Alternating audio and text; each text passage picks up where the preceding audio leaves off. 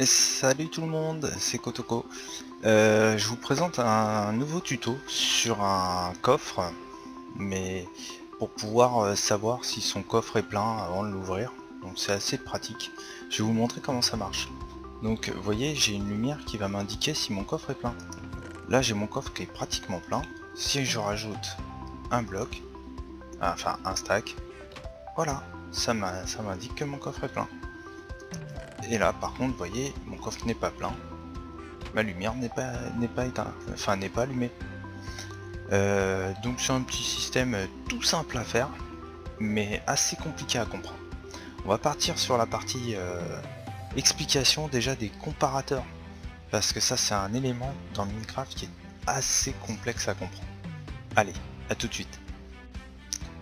Nous revoilà donc pour vous montrer le système, comment est-ce qu'il fonctionne.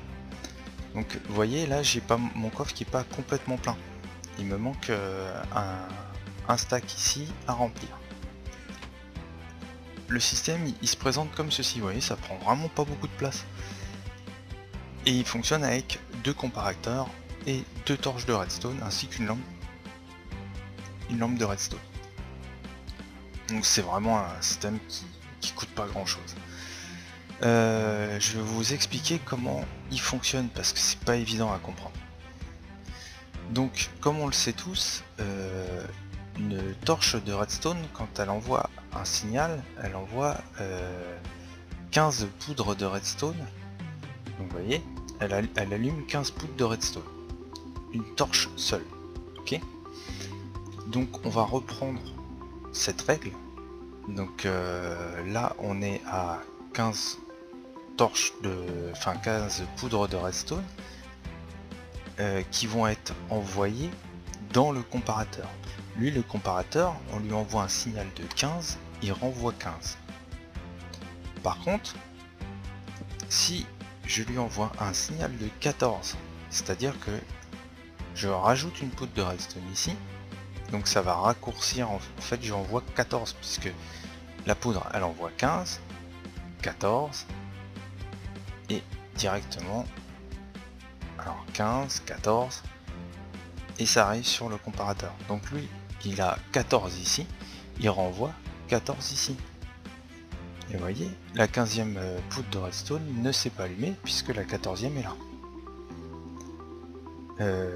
Donc, si on prend le départ de chaque, pour bien vous prouver que ça va bien jusqu'à 15, vous voyez, 15 c'est là, 14 c'est là.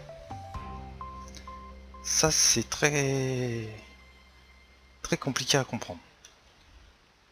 Parce qu'en fin de compte, plus je vais, moins je vais envoyer de signal, moins mon comparateur va retransmettre la donnée. Donc là je vais envoyer 13, et ben logiquement il me restitue 13 quoi. En fait c'est pas si compliqué que ça à comprendre. Par contre la partie qui est un peu plus chiante c'est celle-là. Le comparateur il a une option. Donc oubliez ce qu'il y a là pour l'instant. Donc on reprend le même procédé qu'il y a ici. J'ai mes 15 de puissance qui sont restitués. Mais là, quand je vais lever ça, je vais passer en mode soustraction. Donc je suis à plus 15 ici de signal. Et donc il me restitue bien plus 15 de signal. Par contre, si je mets une torche de redstone ici en étant en soustraction, là j'enlève la soustraction. Là vous remarquez, je suis pas en soustraction, il me renvoie bien plus 15. Par contre si je me mets en soustraction, là je suis à plus 15, moins 15, je soustrais, ça fait 0. On est d'accord. Donc je n'ai pas du tout, lui il a compris que ici il y a plus 15 qui rentre, là il y a moins 15 qui rentre, donc égale 0. C'est comme une calculette en fin de compte. C'est le même principe. Si par contre je mets moins 14, plus 15 ça fera 1. Vous voyez. Si je mets moins 13, et ben ça fera 2. C'est un simple calcul, hein. C'est comme une calculette, c'est la même chose. Sauf que c'est lui qui gère ça. Donc le principe va être exactement le même sur mon système. Et je vais vous montrer pourquoi. Donc mon coffre, il envoie plus 15. Non, il envoie... que je me trompe pas. Il envoie moins 15. Moins 15 puisque j'ai placé mon comparateur juste derrière le coffre. Donc mon coffre envoie moins 15 dans cette configuration là. Par contre, si j'enlevais ce comparateur là, il enverrait bien plus 15. Hein. Mais comme j'ai orienté mon comparateur en soustraction sur celui-ci, tiens, il va pleuvoir en plus. Bon, c'est pas très grave. Donc voilà. Donc là du coup c'est moins 15 qu'il envoie puisque c'est lui qui envoie sur le côté de ce comparateur là. Donc c'est ce comparateur là qui va reprendre le tout. C'est lui qui va calculer vraiment. Donc là je mets ma torche de redstone. Je mets en soustraction. Et je suis à donc plus 15 d'entrée ici sur ce comparateur. Et là moins 15 ici. Donc ça me fait 0. Mais ça me fait 0 que si vraiment, là je suis en réalité je suis à plus 14. Donc ça alimente le bloc. Il faut que mon coffre soit complètement plein pour être à plus 15. Voilà. Donc là je suis à plus 15. Ici j'envoie moins 15. Donc j'ai pas de signal qui arrive ici. Ça permet à la torche de rester allumée et d'allumer ma lampe. Je vous le montre plus en détail. Ici j'ai moins 15, c'est mon coffre. Ok. Là j'ai plus 15, c'est ma torche. Voilà. Et là, ma poudre de redstone, c'est là où je vais placer mon bloc. Donc, très simplement, si je suis à moins 14, si j'enlève un truc du coffre, je serai à moins 14. Donc,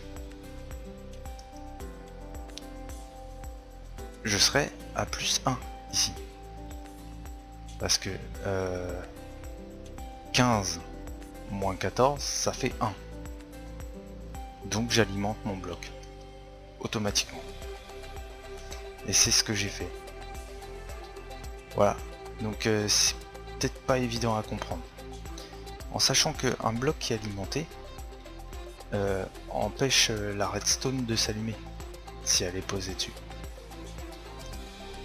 Je vous montre ça. Je l'avais déjà montré sur des tutos. Je l'avais déjà expliqué. Si j'alimente une torche de redstone, automatiquement elle s'éteint. Si je l'alimente pas, elle s'allume. Voilà, c'est la même chose. En fait c'est ce bloc là qui sera alimenté complètement. Voilà. Écoutez, j'espère que ce tuto aura pas été trop compliqué à comprendre. Mais si vous suivez la construction qui va arriver maintenant, et ben ça devrait être assez facile à faire, même si vous comprenez pas le système.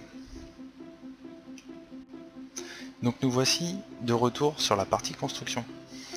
Il va vous falloir tout d'abord, on va vider tout ça, il va vous falloir tout d'abord un coffre pour bien faire.